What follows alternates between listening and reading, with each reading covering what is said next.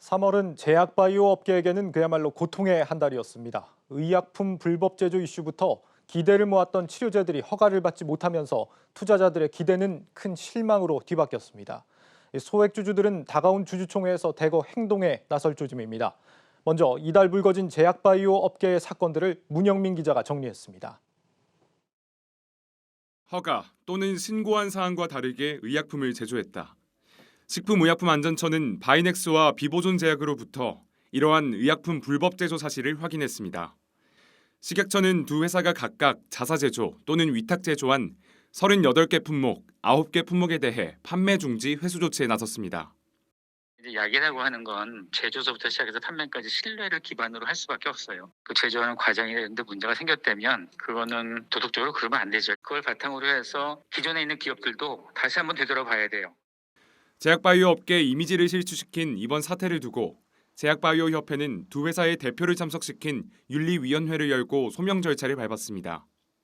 바이넥스와 비보존 제약 모두 의혹이 사실과 다른 부분이 많다는 입장을 밝혔지만 이미 시장에서의 신뢰를 회복하기까지는 시간이 필요하다는 분석이 지배적입니다. 또 관심을 모았던 치료제들의 승인이 불발되면서 시장은 더욱 등을 돌리기 시작했습니다. 셀트리온의 레키로나주에 이어 두 번째 국산 코로나 치료제가 될 것으로 기대를 모았던 종근당의 나파벨탄이 식약처로부터 조건부 허가를 얻지 못했습니다. 러시아에서 진행한 임상 이상 평가 결과 주평가 지표인 임상적 개선 시간에서 대조군과 차이가 나타나지 않아 유효성을 입증하지 못했기 때문입니다.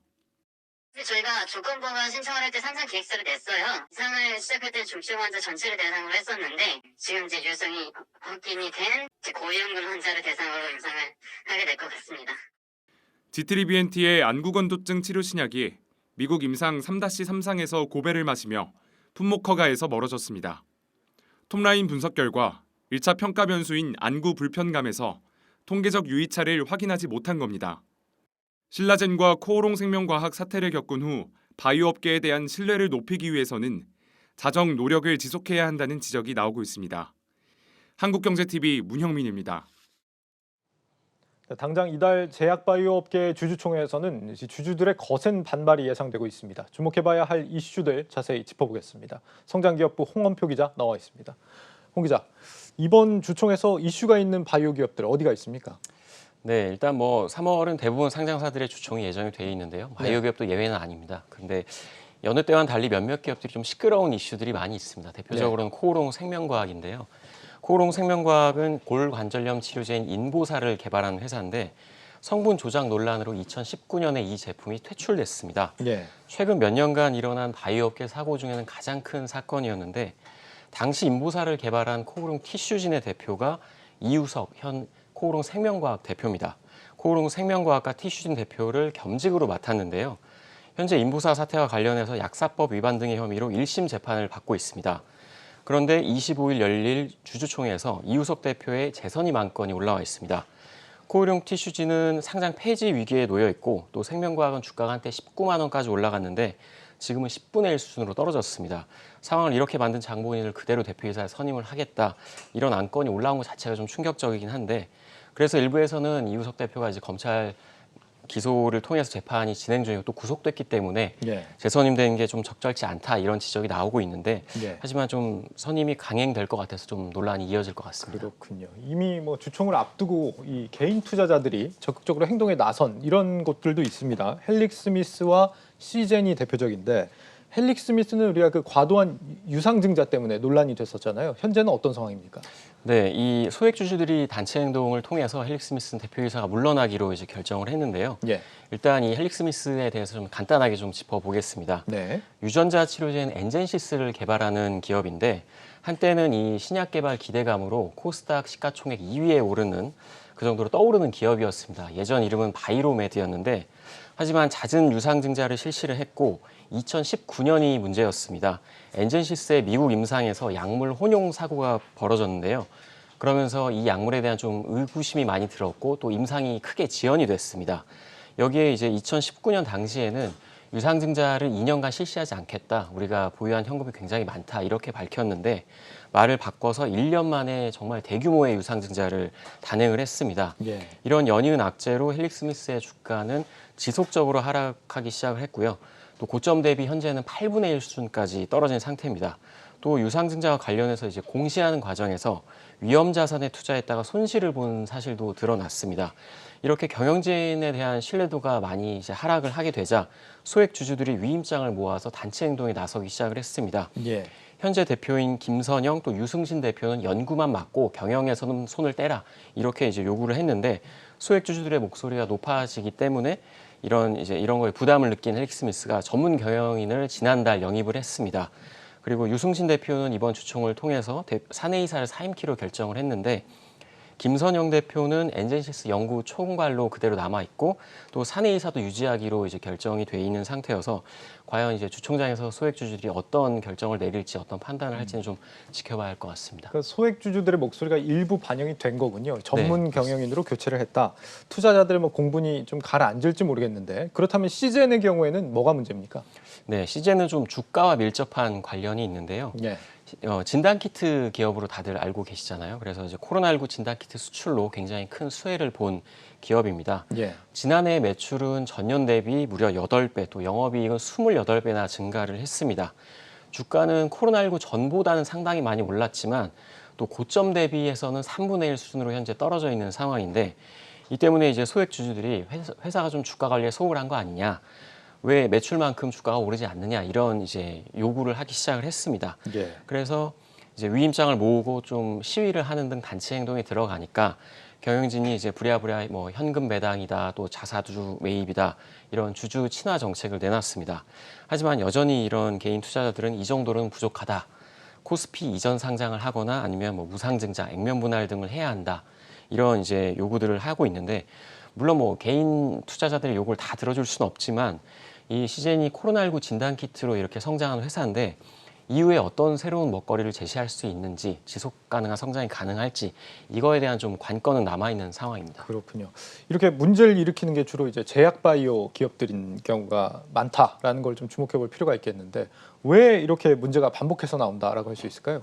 일단 뭐 제약바이오 기업들은 그 이제 기대감을 가지고 상장과 투자를 하지 않습니까? 예. 그렇기 때문에 이제 매출은 거의 없는데 뭐 연구개발비를 많이 쓰다 보니까 영업은 항상 손실을 기록하고 있습니다. 하지만 이제 신약 개발이나 이제 기술 수출 한 방이면 주가가 크게 오른다 이런 기대감을 항상 갖고 있게 되죠. 예. 근데 이렇게 실체가 없기 때문에 기술 특례를 통해서 상장되는 회사라면 더욱더 기술 개발에 좀 매진을 해야 합니다. 그런데 이번에 짚어본 바이오 기업들은 대부분 이 경영진들이 좀 책임 있는 의식이 좀 상당히 부족했다 이렇게 보이는데 엄연히 주식회사인데 내 회사인 것처럼 개인 회사인 것처럼 좀 그런 뭐 의사결정들을 많이 해왔고 예. 또 앞서 보신 리포트에서 보신 것처럼 바이넥스나 비보존 제약이나 또 코오롱 생명과학 같은 경우는 엄연히 이제 불법을 저지른 회사거든요. 그래서 굉장히 심각한 문제입니다. 또 제약사나 이 바이오 기업들은 뭐 우리가 이제 복용을 하고 있는 뭐 약 아니면 맞아야 하는 주사 같은 게 직접적으로 인체에 들어오기 때문에 상당한 도덕성을 이제 요구를 받게 되는데 그동안 이제 경영진들이 이런 문제를 많이 일으킴에도 불구하고 투자한 개인 투자자만 손해를 보고 피해를 입고 또 책임은 아무도 지지 않습니다. 또 여기에 이제 법적으로도 솜방망이 처벌에 그치고 있기 때문에 예. 이런 사안 계속 이제 반복이 되고 있고요. 그래서 좀 엄격한 좀 처벌이 필요한 상황입니다. 그렇군요. 처벌 강도가 약하기 때문이다라는 얘기인데 문제가 발생하기 전에 좀 사전에 예방할 수 있는 이런 제도도 좀 미흡하다 이런 생각이 듭니다. 네, 일단 뭐 기업 경영을 감시할 수 있는 건 좀 감사의 역할이 중요한데 예. 지금까지 뭐 기업의 감사위원이 뭐 제대로 현실적인 그런 감사의 역할을 했느냐 이거에 대해서는 뭐 다들 동의하시는 것처럼 그렇지는 않았다 이렇게 보이는데요. 그렇죠.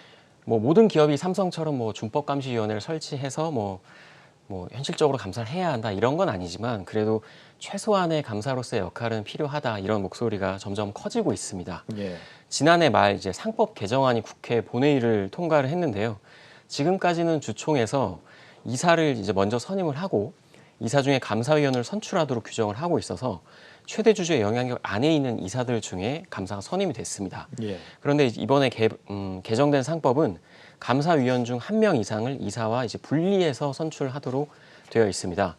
특히 이 경우에는 최대 주주의 지분이 많아도 최대 3%까지만 의결권을 행사할 수 있도록 제한이 돼서 이게 이제 재계에서는 좀 반발을 했던 제도인데 과연 이게 좀 실제로 효과를 발휘할 수 있을지는 좀 지켜봐야 할 것 같습니다. 네, 이 감사제도 말고도 또 좀 더 보완이 필요하지 않을까 이런 그 기대를 가지고 이제 투자를 해야 되는 이런 성장 가능성만 보고 투자하는 기업들의 경우에는 추가적인 보완 제도가 또 있어야 될 것 같다 이런 생각이 듭니다.